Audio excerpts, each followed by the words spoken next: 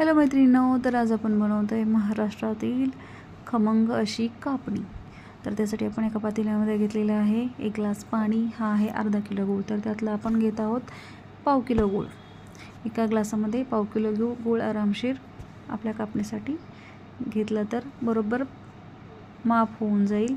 आता हा गूळ थोडासा उकळेपर्यंत थोडासा हलवून घ्या। हलवून घेतल्याच्या नंतर विरघळायला लागल्यावर नंतर आपण तो तसंच चालू ठेवू।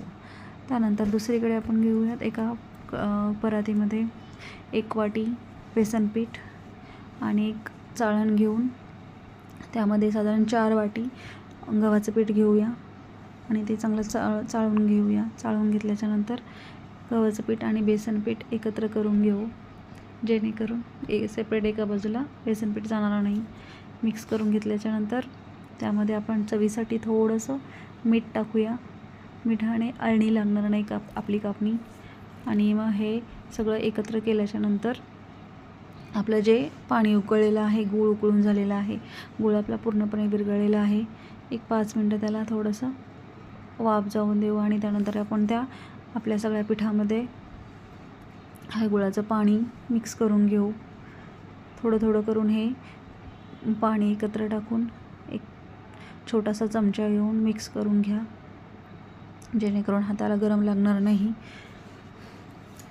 आणि हे अशा प्रकारे मिक्स करून घेतल्याच्या नंतर उरलेलं पाणी आहे ते पण यामध्ये टाकून घेऊ। या प्रकारे हे आपलं परफेक्ट माप झालेलं आहे। आता यामध्ये पाणी काही टाकायची गरज नाही आहे। या प्रकारे थोडं थोडं करून आपण हा असा गोळा तयार करून घेऊ। थोडंसं गरम आहे पीठ, पण थंड होऊन थोडंसं हा असा प्रकारे गोळा तयार होत आहे। तर आपण हे आता गोळा तयार करून घेऊ, त्याला थोडंसं तेल लावू, जेणेकरून तो इकडे तिकडे चिकटणार नाही। आणि त्याला 10 मिनटं एका कापडामध्ये झाकून ठेवू, जेणेकरून थोडंसं ते भिजून जाईल।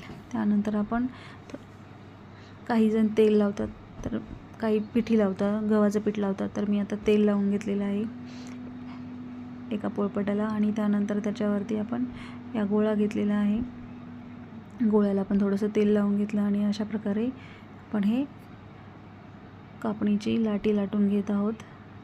एकदम पातळ करायची नाही, पातळ केली तर ती थोडीशी कडक होते, त्यापेक्षा थोडंसं जाडसर लाटी लाटून घ्यायची आणि ह्या अशा प्रकारे कापणीचे काप तयार करून घ्यायचे। कापणीचे हे अशा प्रकारे काप तयार केल्याच्या नंतर जे पण छोटे छोटे जे साईडचे तुकडे उरलेले आहेत ते आपण एका बाजूलाही काढून टाकू शकतो किंवा राहूनही देऊ शकतो। हे अशा प्रकारे आपण हे कापणी करून घेऊ। त्यानंतर काहींना खसखस घातलेला कापणी आवडते, त्यासाठी आपण दुसरी लाटी लाटून घेतलेली आहे आणि त्यावरती हे अशा प्रकारे खसखस लावून दोन्ही बाजूनी खसखस लावून घेऊन त्याला बेलण्याने थोडंसं लाटून घेत आहोत, जेणेकरून आपली खसखस इकडे तिकडे जाऊ नये आणि पिठाला एकदम छान चिटकून बसावी। आणि त्याच्यानंतर हे अशा प्रकारे आपण अगोदर केले तसेच याचे पण काप करून घेऊ। आणि हे काप असे चांगले एकत्र व्यवस्थित करून घेतल्याच्या नंतर आपण साईडला एका बाजूला तेल गरम करून ठेवलेलं आहे, तर त्यामध्ये तेल चांगलं गरम झाल्याच्या नंतर जास्त पण गरम करायचं नाही, थोडंसं मिडियमच ठेवायचं आणि त्यामध्ये हे आपण बनवलेल्या कापणी तळून घेणार आहोत।